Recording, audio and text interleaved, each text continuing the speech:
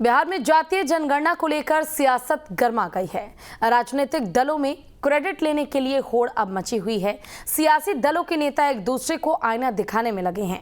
सभी दल अब पिछड़ों और अति पिछड़े वर्ग के बीच खुद को उनका सबसे बड़ा हितैषी साबित करने में जुटी है। देखिए रिपोर्ट। डायवर्सन के लिए ये जातियों का काट खेल रहे हैं। वो 24 घंटे में कैसे कर रहे हैं, उनका बौद्धिक स्तर क्या है, ये आप समझ सकते हैं। बिहार में जातीय जनगणना का काम पूरा हो गया है। हालांकि अभी तक आंकड़ों को लेकर तस्वीर साफ नहीं हुई है, लेकिन राजनीति खूब होने लगी है। तमाम दलों के बीच श्रेय लेने की होड़ शुरू हो गई है। आरजेडी और जेडीयू के साथ साथ बीजेपी भी इसमें पीछे नहीं है। ऐसे में जाहिर है कि लोकसभा चुनाव तक ये मुद्दा गरमाया रहेगा। जातीय गणना पर लालू यादव ने केंद्र सरकार को घेरते हुए कहा कि जातीय गणना को केंद्र सरकार नफरत की नजर से देख रही है। दुनिया के आर्थिक स्थिति को जाने हुए अंदाज पर हम क्या योजना बना रहे हैं इसके लिए लमसम बजट का कुछ दे दिया, सरकारी खैरात दे रहे हैं। ये हमारा अधिकार है जाति का। लालू यादव के जातीय गणना पर दिए बयान पर बीजेपी ने पलटवार किया है। सम्राट चौधरी ने कहा कि हम मांग करते हैं कि 24 घंटे के अंदर जातीय गणना का डेटा सरकार रिलीज करे। जब बिहार में हमारी सरकार थी, एनडीए की सरकार थी, और 16 मंत्री हम हुआ करते थे सरकार में, हम लोगों ने कैबिनेट में पूर्ण रूप से समर्थन किया और आंख मूंदकर नीतीश कुमार जी पर भरोसा करके जातीय जनगणना की शुरुआत की। नीतीश कुमार जी भ्रम फैलाने में मास्टर है। बिहार में लॉ एंड ऑर्डर पूरी तरह फेलियर है। बिहार में सुशासन खत्म हो गया। बालू माफिया का राज है, शराब माफिया का राज है।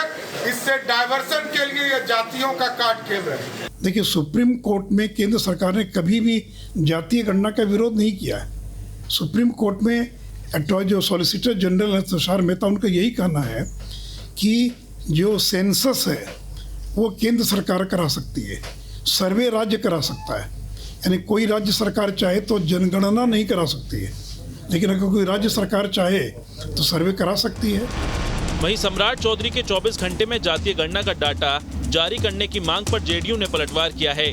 जेडीयू ने कहा कि सीएम ने खुद कहा है कि परिणाम जारी होगा और इसको लेकर राज्य सरकार प्रतिबद्ध है।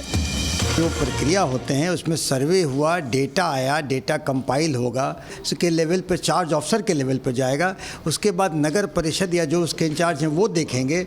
उसके बाद वो डीएम के लेवल पर जाएगा। उसके बाद ये सामान्य प्रशासन जाएगा।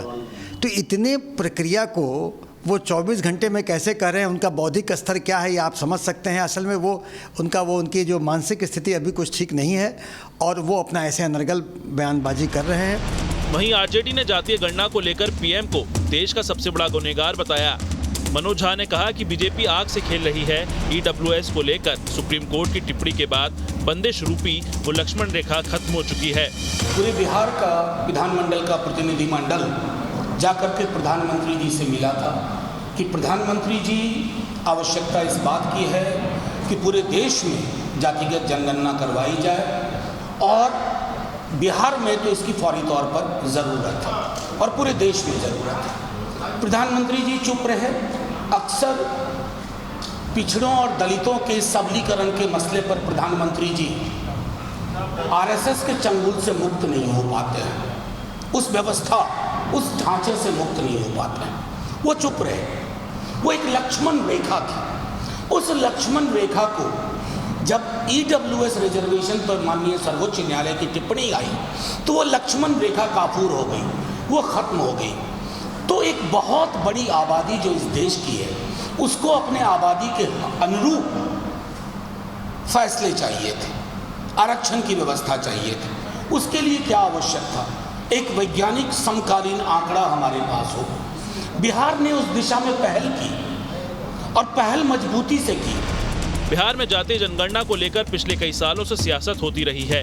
आरजेडी की तरफ से भी कहा जाता रहा है कि जाति आधारित गणना की मांग उसकी रही है। लेकिन जेडीयू की तरफ से साफ कहा जा रहा है कि नीतीश कुमार ने ही इसकी पहल की और मॉडल तैयार किया है।